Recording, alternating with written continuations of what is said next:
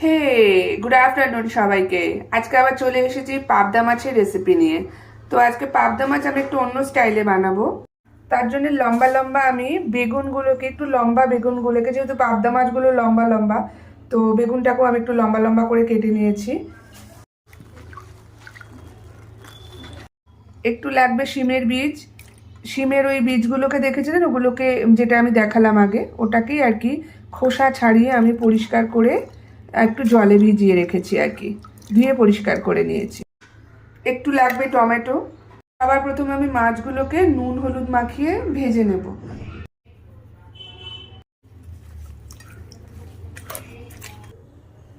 অবশ্যই রান্না হবে সর্ষের তেলে। তেলটা রেডি হয়ে গেছে, এবার মাছগুলো ফ্রাই করে নেব। তো মশলায় আমার কি কি লাগছে, মশলায় আমার লাগছে জিরে বাটা, ধনিয়া পাউডার, গরম মশলা, লঙ্কা গুঁড়ো, তারপরে হচ্ছে এটা আদা বাটা না, এটা রসুন বাটা, আদা বাটা, আর তেজপাতা আমি ফোড়নে দেবো, আর গোটা জিরে দেবো। মাছ ভেজে আমার রেডি। হালকা করে ভেজে নেবেন, খুব বেশি না। এবার আমি বেগুনগুলোকে একটু হালকা করে নুন হলুদ মাখিয়ে ভেজে নেব।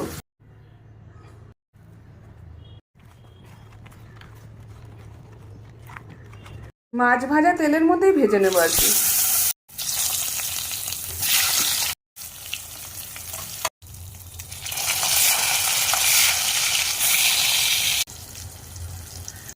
বেগুনগুলো হালকা করে ভেজে নিয়েছি আর কি। এবার ফোড়নে দেবো জিরে, তেজপাতা, মশলাগুলো দিয়ে দেবো একসাথে।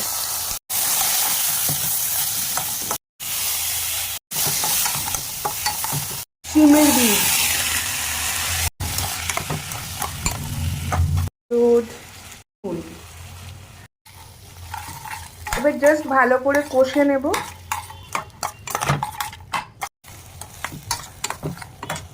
মশলা আমার কষে হয়ে গেছে রেডি। এবার আমি দিয়ে দেব জল।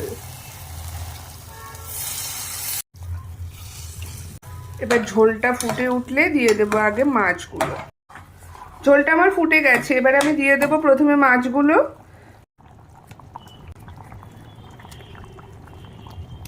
এবার মাছটা একটু ফুটে গেলে তারপর দিয়ে দেবো বেগুনগুলো। এবার আমি দিয়ে দেবো বেগুনগুলো। একটু দারচিনি, লবঙ্গ, এলাচ থেতো করে নিয়েছিলাম, ওইটাই আর কি দিয়ে দেবো উপর থেকে। ধনেপাতা কুচি। তো রেডি হয়ে গেছে আমার শিমের বীজ দিয়ে আর বেগুন দিয়ে পাবদা মাছের ঝাল।